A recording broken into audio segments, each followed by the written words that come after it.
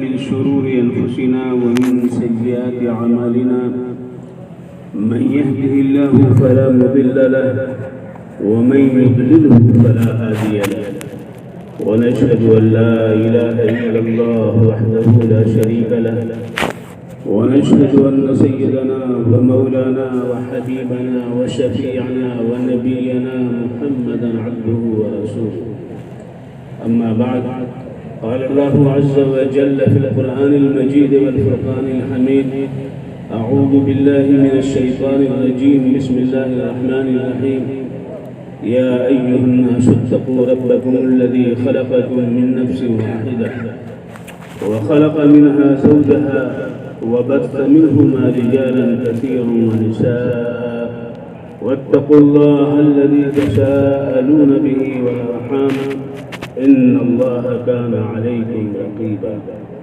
وقال الله عز وجل يا أيها الذين آمنوا اتقوا الله حق تقاته ولا تموتن إلا وأنتم مسلمون وقال الله عز وجل يا أيها الذين آمنوا اتقوا الله وقولوا قولا سديدا يصلح لكم أعمالكم ويغفر لكم ذنوبكم ومن يطع الله ورسوله فقد فاز فوزا عظيما صدق الله العظيم وجاء في الحديث الصحيح عن رسول الله صلى الله عليه وعلى آله وسلم أنه قال النكاح من سنتي وقال فمن رغب عن سنتي فليس مني وقال النبي صلى الله عليه وسلم زوجوا الولود الودود فإني مكاثر بكم الأمم يوم القيامة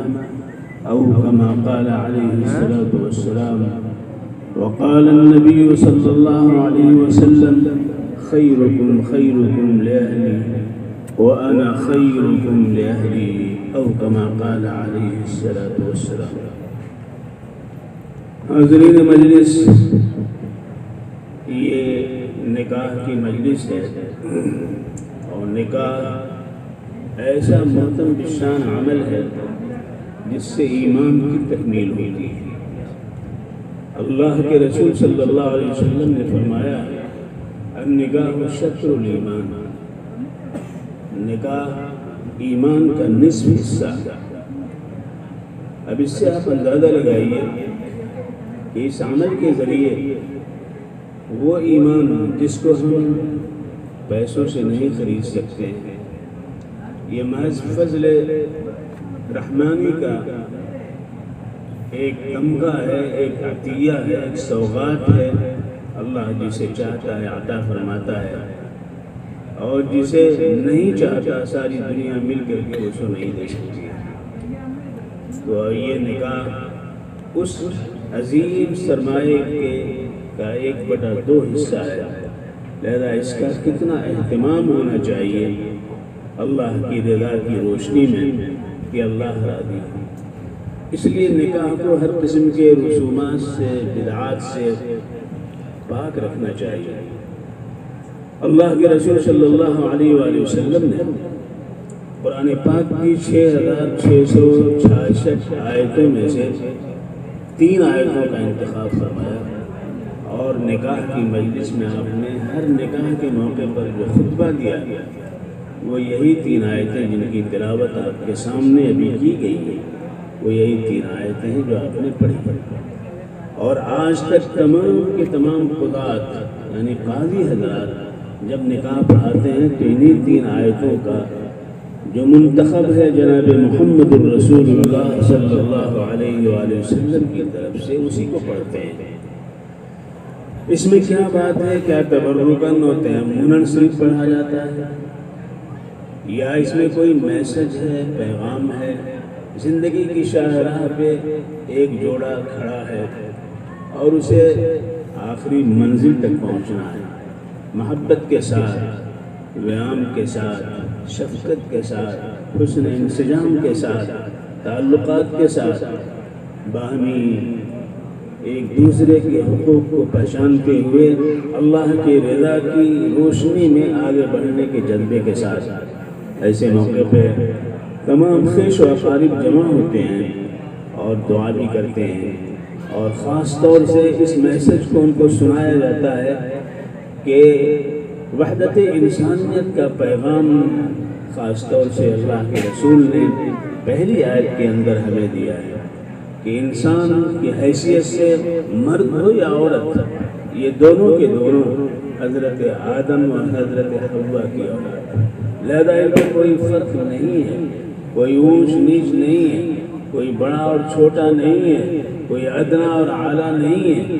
لہذا جب اپنے ایک ہمسر کو، ایک رفیق حیات کو لے کے ہم جا رہے ہیں تو ہمارے ذہن میں یہ بات نہیں ہونی چاہیے کہ ہم ایک ملازمہ کو لے کے جا رہے ہیں، ایک نوکرانی کو لے کے جا رہے ہیں، ایک داسی کو لے کے جا رہے ہیں، ایک گھر کی رعایتی کام کرنے والی کو لے کے جا رہے ہیں، نہیں، لے کے جا رہے ہیں حضور صلی اللہ علیہ وسلم کی سنت سنیہ کو لے کے جا رہے ہیں، حضور کے طریقہ مسنونہ کو لے کے جا رہے ہیں، اپنے ایمان کی تکمیل کا ذریعہ لے کر کے جا رہے ہیں۔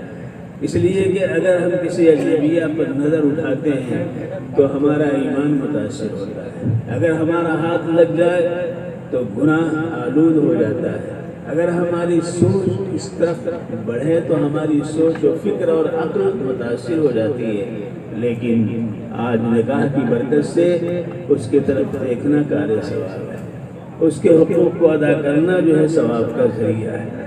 اس لیے اللہ رب العزت نے فرمایا یا ایھا الناس اتقوا ربکم الذی خلقکم، اے لوگو تم ڈرو اپنے پروردگار سے جس نے تم کو پیدا کیا ہے ایک نفس، اور اس کا جوڑا بھی اسی سے بنایا۔ تو حضرت آدم کو تو مٹی سے اللہ نے پیدا کیا اور حضرت حوا کو حضرت آدم کی ہڈی سے پیدا کیا۔ اگر آپ غور کریں تو مٹی سے ہڈی افضل ہے کہ نہیں؟ تو عورت کا جو مٹیریل ہے، جو مادہ ہے، مرد کے مقابلے میں افضل و اعلیٰ ہے۔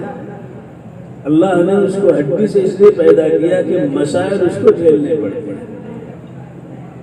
مرد کے حوالے اگر کر دیا جائے کہ توے سے روٹی اتارے اور کھدکتی ہوئی دیگچی کو چولہے سے اتارے اور دھوپ کی شدت میں بیٹھ کر کے کھانا پکائے اور سب کو پروسے اور صفائی فکر کرے، بچوں کی پرورش کرے، سخت جاڑے کے زمانے میں وہ اسے بچوں کو اٹھائے اور ان کی ضرورت کو پوری کرے تو مرد کے لیے بہت سوہان روح ہے، لیکن عورت خوشی خوشی کرتی ہے، مسرت کے ساتھ کرتی ہے، اور اس میں راحت و تسکین وہ جانتی ہے اور پہچانتی ہے۔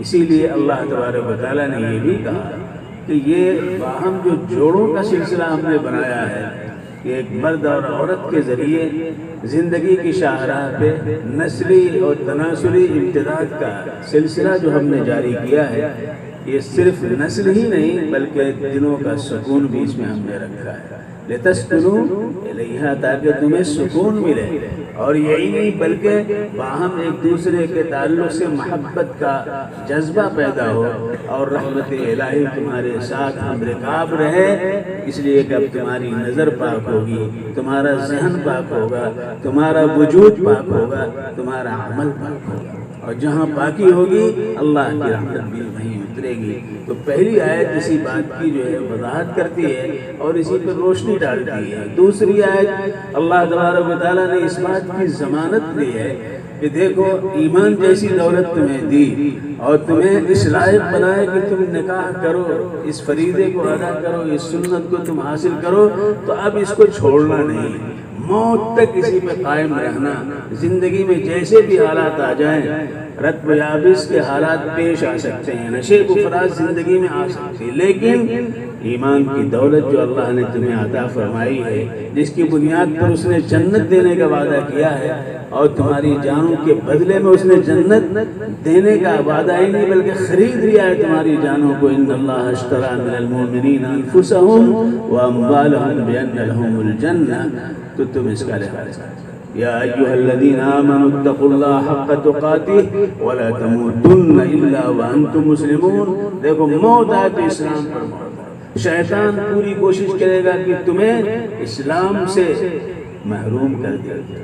شیطانی طاقتوں کی اس کی فکر ہوگی کہ تمہیں اسلام سے دور کر دے, ارتداد کے ماحول میں تم کو لے جائے. وہ تمہارے مال کی طرف, تمہاری اولاد کی طرف, تمہارے نام کی طرف, ان کو اس سے سروکار نہیں, سروکار ان کو ایمان کی سے ہے. لہذا اس ایمان کو بدلنے کی کوشش کریں گے اور اس ایمان پہ تم قائم رہنا. یا ایھا الذین آمنوا اتقوا اللہ حق تقاتہ ولا تموتن الا وانتم مسلمون. آخری آیت کے اندر اس بات کی بھی ضمانت دی گئی ہے کہ دیکھو دنیا کے اندر انسان چاہتا ہے کہ آمدنی اس کی بڑھے, رزق میں اضافہ ہو. اگر تم سچی اور پکی زبان استعمال کرو گے, جو کچھ کہہ رہے ہو اس پر قائم رہو گے, جو کچھ سوچ رہے ہو اس وقت اس پر قائم رہو گے, اللہ نے جو پیام دیا اس پر تم قائم رہو گے, تو دیکھو اللہ کا لحاظ کرنا سچی اور پکی بات. اس وقت جو عجب تو کہیں گے, قبول کیا کہیں گے, تو قبول کیا صرف ایک دلہن نہیں بلکہ دلہن کی زندگی کے سارے تقاضوں کو قبول کیا گیا, ساری چیزوں کو قبول کیا گیا ہے. یہاں تک کہ اب اس کے لیے ساری محبتوں کا سرمایہ وہ دولہا ہے اس دلہن کے لیے. اس نے باپ کو چھوڑا, ماں کو چھوڑا, بہنوں کو چھوڑا, بھائیوں کو چھوڑا, عزیزوں کو چھوڑا, خیش و اقارب کو چھوڑا, اور وہ سب کی محبتوں کا سرمایہ اور مرکز و محبت اپنی شوہر کو وہ سمجھتی ہے. لہذا اس کے ساتھ ویسا ہی معاملہ ہونا چاہیے. اللہ کے رسول صلی اللہ علیہ وسلم حضرت عائشہ صدیقہ رضی اللہ تعالیٰ عنہ اگر لیٹی ہوتی تھی تو کنڈی نہیں کھٹکھٹاتے تھے, ان کی نیند میں خلل واقع. دروازہ کھولتے تھے تو آہستہ سے کھولتے. ایک دفعہ حضور لیٹے ہوئے تھے, خاموشی سے اٹھے, چادر ہٹائی اور دروازہ کھولا, پتہ نہیں چلا اور آپ چلے گئے. عائشہ صدیقہ رضی اللہ تعالیٰ عنہ آنکھ کھلی, حضور کہاں گئے؟ بے تابی کی حالت میں نکل گئے آپ. آگے آگے حضور تھے اور آپ پیچھے تھے. 15ویں شعبان کی وہ رات تھی, آپ جنت البقیع پہنچے, آپ پیچھے سے. اللہ کے رسول دعا کر رہے ہیں قبرستان جنت البقیع کے اندر, حضرت عائشہ دور سے دیکھیں. جب حضور پلٹے تو جلدی جلدی جلدی تیزی کے ساتھ آئیں اور آ کے لیٹ گئے. اللہ کے رسول آئے اور آپ نے آپ کے سینے پہ ہاتھ رکھا تو دل دھڑک رہا تھا, دل دھڑک رہا تھا. تو اللہ کے رسول نے فرمایا, عائشہ کیا بات ہے, عائشہ کیا بات ہے, یہ سینہ تمہارا کیوں اچھل رہا تھا؟ انہوں نے کہا حضور کوئی بات نہیں, کوئی بات تو ہے, میں کچھ محسوس کر رہا تھا, کچھ شبہ کچھ محسوس ہو رہا تھا, کوئی آگے آگے جا رہا ہے. تمہیں تو نہیں تھی. کہا حضور میں ہی تھی. آپ کی بے تابی اور بے قراری میں کہ آپ کہاں گئے میں نکل گیا. یہ محبت ہوتی ہے بیوی کی شوہر کے تعلق سے. لہذا اس کی رعایت ہمارے حضور نے کی ہے. اس لیے کی تاکہ ہم اپنی زندگی کو اجیرن بنانے سے بچیں, اپنی زندگی کے اندر خوشی اور مسرت و شادمانی کے نغمے پھوٹیں, گلیاں چٹکیں اور برقرار زندگی تناسل کے ساتھ آگے بڑھتی رہے, اس کی فکر کریں. تو آخری جو آیت پڑھی جاتی ہے, یا ایھا الذین آمنوا اتقوا اللہ وقولوا قولا سدیدا, اے ایمان والو اللہ کا لحاظ کرو, اللہ کا لحاظ کرو اور سچی پکی بات کرو. اگر تم کہو گے تو تمہارے عمل میں, تمہاری سرگرمیوں میں, تمہاری ملازمت میں, تمہاری زراعت میں, ہر کام میں جس میں تم لگو گے ہم برکت دیں گے. یصلح لکم اعمالکم, تمہارے عمل کو درست کر دیں گے, اور جب عمل درست ہوگا تو اس میں برکت آئے گی, وہ کام مکمل ہوگا. تو یصلح لکم اعمالکم, اگر تم سے کوتاہی ہوگی تو یغفر لکم ذنوبکم, تمہاری کوتاہیوں کو بھی معاف فرما دے گا, کوتاہیوں کو بھی معاف فرما دے گا. تو آج اس وقت عجبتو یا قبلتو کا لفظ کتنا غیر معمولی ہے کہ اللہ زندگی کے تمام تر چوک کو بخشنے کا وعدہ فرما رہا ہے. اس مالک کے, ہمیں اس مہربان اور رحیم مالک کے ساتھ اللہ کا فضل ہے, اس کے انعام کو یاد کر کے مشکور ہونا چاہیے کہ اللہ تبارک و تعالیٰ نے ہمیں اس دولت بے بہا سے نوازا. ورنہ کفر میں ہوتے تو صاحب آگ کے سامنے بیٹھے ہوتے, خوشی کے موقع پہ آگ ہے, مرنے کے بعد بھی آگ ہے, پیدا ہوئے تو آگ ہے, آگ ہی آگ ہے. اور یہاں اللہ تبارک و تعالیٰ کی رحمتیں ہیں, درود شریف کی برکتیں ہیں, قرآن پاک کی آیتیں ہیں, حضور کے اسوے اور آپ کی سیرتیں ہیں. لہذا آپ اللہ تبارک و تعالیٰ کا شکر ادا کریں. یغفر لکم ذنوبکم، اور آخری بات جو کہی گئی ہے ومن یطع اللہ ورسولہ فقد فاز فوزا عظیما، جو اللہ اور اللہ کے رسول کی بات مانے گا وہ بڑی کامیابی اس کے لیے۔ یہ بھی ضمانت، کامیابی دنیا میں کوئی کامیابی نہیں ہے، سب کامیابی وقتی ہیں، عارضی ہیں۔ اصل کامیابی جو بڑی کامیابی، عظیم کامیابی کا جس پر ٹھپا اور مہر لگ سکتا ہے، وہ سیرت رسول، اطاعت رسول کے ساتھ ہماری زندگی گزرے۔ اللہ کے رسول نے فرمایا نکاح میرا طریقہ ہے، جو میرے طریقے کو چھوڑے گا مجھ سے کوئی تعلق اس کا نہیں، کوئی تعلق نہیں۔ آج نکاح سے لوگ بھاگ رہے ہیں۔ میں ابھی رمضان المبارک میں لندن میں تھا، ٹورنٹو کینیڈا میں تھا، امریکہ گیا، وہاں عام شکایت ہے کہ لڑکیاں انکار کرتی ہیں شادی نہیں کریں گے، لڑکے انکار کر رہے ہیں شادی نہیں کریں گے۔ یہ مسلم گھرانوں کے اندر کئی لوگوں نے کہا دعا کیجیے ہمارا بچہ 30 سال کا ہو گیا شادی نہیں کر رہا ہے۔ پریشان ہے والدین، کیوں؟ ذمہ داریوں سے بھاگ رہے ہیں۔ شادی کریں گے تو ذمہ داری آئے گی، اس ذمہ داری سے بچنے کے لیے، لیکن اس کے نتیجے میں کیا ہے کہ زندگی آلودہ اور ایک گناہوں کے ساتھ، اس پر قابو نہیں پا سکتے ہیں۔ لیکن ایک پاک طریقہ، ایک نزیہ طریقہ، ایک قرب اور وصال کا طریقہ، اللہ کی رضا کا طریقہ، اس کو چھوڑ۔ اللہ کا شکر ہے کہ ابھی ہمارے اس معاشرے کے اندر، سماج کے اندر نکاح کا سلسلہ جاری ہے، اور اس کی برکت ہم دیکھیں تو النکاح من سنتی وقال فمن رغب عن سنتی فلیس منی۔ اور دوسری روایت جو میں نے پڑھی، اللہ کے رسول نے کہا کہ ایسی عورت سے شادی کرو جو جننے والی ہے۔ ایسی عورت سے شادی نہیں جو جننے والی ہے ہی نہیں، ایسا ہو چکی ہے، بالکل مایوس ہو گئی ہے، لہذا ایسی عورت جنے تاکہ اولاد بڑھے، قیامت کے دن ہم فخر کریں گے کہ ہماری امت کے افراد اتنے زیادہ۔ تو شیطان اس پر قدغن عائد کرتا ہے، شیطان اس پہ رکاوٹ ڈالتا ہے، کبھی جو ہے نسبندی کے ذریعے، کبھی پیش بندی کے ذریعے۔ اب تو صورتحال یہ ہے کہ پہلے بچے پیدا ہوتے تھے تو عرب کی جہالت نے ان بچیوں کو زندہ درگور کرنا شروع کر دیا تھا۔ اب تو ماں کے پیٹ ہی سے نکال کے کاٹ کے پھینک دیتے ہیں، وہی معلوم کرتے ہیں کہ بیٹا ہے یا کہ بیٹی، یا اس کو کوشش کرتے ہیں کہ ایک دو سے زیادہ نہ ہو۔ اور خاص طور سے ہائی فائی گھرانوں کے اندر، پڑھے لکھے گھرانوں کے اندر، بڑی بڑی جو ملازمت کر کے تنخواہیں لیتے ہیں، ان کی اولاد 1 2 3 زیادہ نہیں۔ اللہ کے رسول کہتے ہیں زوج الولود الودود فإنی مکاثر بکم الامم یوم القیامہ۔ اللہ کے رسول نے ایک اور بات کہی، وہ آخری حدیث جو میں نے پڑھی، تم میں سب سے بہتر کون ہے؟ تم میں سب سے بہتر کون ہے؟ کون کہہ رہا ہے؟ جناب محمد الرسول اللہ صلی اللہ علیہ وسلم فرما رہے ہیں خیرکم خیرکم لأہلی، تم میں سب سے بہتر وہ شخص ہے، اعلیٰ درجے کا وہ ہے جو اپنے اہل، اپنی بیوی کے حق میں بہتر ہے، اپنے اہل کے بارے میں بہتر، اس کے تقاضوں کو پورا کرتا ہو، اس کو خوش رکھنے کی کوشش کرتا ہو۔ وَأَنَا خَيْرُكُمْ لِأَهْلِي، اور اپنے اہل کے بارے میں سب سے بہتر ہوں۔ یہ اللہ کے رسول کا اسوہ ہے، بڑی ذمہ داری ہے۔ اسی لیے خیش و اقارب جمع ہوتے ہیں تاکہ دعا کریں۔ شاہراہ زندگی پر ایک جوڑا آج کھڑا ہے، اس کی زندگی اس عشق اور وارفتگی کے ساتھ سنت رسول کے زیر سایہ کمال اور تمام کو پہنچے، تاکہ اللہ کی برکت اور اس کی طرف سے رحمت کے سلسلہ اللہ تبارک و تعالی قبول فرمائے۔ وآخر دعوانا الحمدللہ۔ گلناز خاتون بنت محمد اخلاق صاحب صدیقی، گرام و پوسٹ نارائن پور، ضلع غازی پور سے بعوض مہر 11,786 روپے نقد بشہادت بوکالت جناب اخلاق احمد صدیقی صاحب اور بشہادت ریاض احمد ولد مرحوم محمد اسرائیل صاحب اور حافظ محمد آدم ولد حاجی نیاز احمد صاحب آپ کے عقد میں دیا، آپ نے قبول کیا؟ جی میں نے قبول کیا۔